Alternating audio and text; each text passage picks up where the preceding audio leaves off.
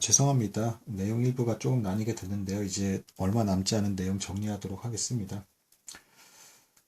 이제 개와 고양이 이야기를 하고 계세요. 그래서 개는 사람의 친구이자 충실한 동반자를 하시고요. 길들어지고 사회적이며 위계 질서를 따른다고 합니다. 관심받는 만큼 충성과 존경, 사랑으로 보답을 한다 하고요. 한마디로 개는 위대하다라고까지 말씀해 주고 계세요.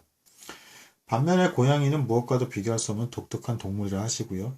사회적이지도 않고 일시적인 경우를 제외하면 위계 질서를 따르지도 않는다고 합니다. 재롱도 잘 부리지 않고요. 자기 방식으로 친근감을 표현한다고 합니다. 개는 주인의 말을 잘 따르지만 고양이는 스스로 결정한다고 해요. 그래서 고양이를 자연 그 자체로 보시고 가장 순수한 형태의 존재다 이렇게 보고 계십니다. 인간을 무심하게 바라보며 이해하는 듯한 표정을 짓기도 하고 인간보다 우월한 존재라는 어떤 그런 느낌마저 들기도 한대요. 그래서 길에서 고양이와 우연히 마주치면 장난을 치고 싶어진다라고 합니다. 고양이는 휘파람을 불며 다가가려는 자신에 대해 피하기도 하고 다가가서 쓰다듬기를 허락할 때도 있고 갑자기 누워서 이제 뭐 재롱을 피우는 듯한 행동을 하기도 하고 손을 핥히기도 한다라고 합니다.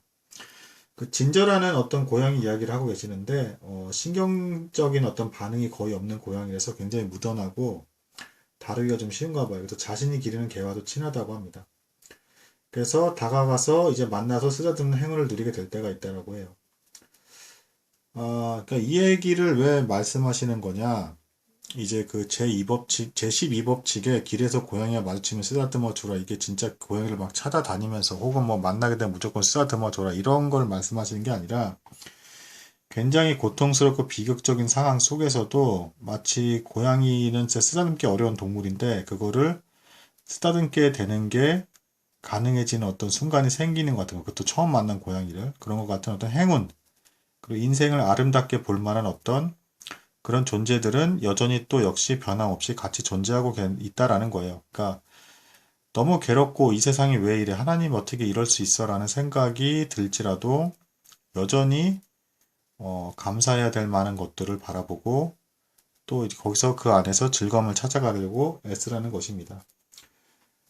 그 외에 이제 귀여운 여자아이가 발레복을 입고 길에서 춤추는 모습을 보는 것 역시 경험하게 되면 즐거울 수 있고요. 우연히 들른 카페에서 정성껏 내린 향긋한 커피를 맛보게 되면서 즐거움을 잠시나마 만끽할 수도 있을 것입니다. 그러니까 찾아보면 기분 좋은 행운은 얼마든지 있다라는 거예요.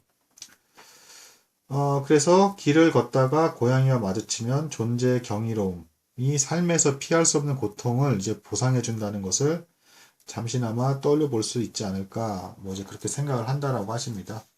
그래서 길에서 고양이와 마주치면 쓰다듬어 줘라 이렇게 말씀하고 계십니다. 이제 덧붙여서 후기가 조금 이제 붙어 있는데 그 딸아이의 인공관절 수술 결과는 좋지 못해서 8년 동안이나 그 후에 이제 고통을 시달렸다라고 합니다. 그래서 결국에는 발목을 유압하는 수술, 즉 발목 절단을 해야 한다는 진단을 받았다고 하는데요. 정말 불행 중에 다행스럽게도 영국 런던에서 발목을 절문하는 치료사가 있는데 이분의 치료를 받고 제법 좋아졌다고 합니다.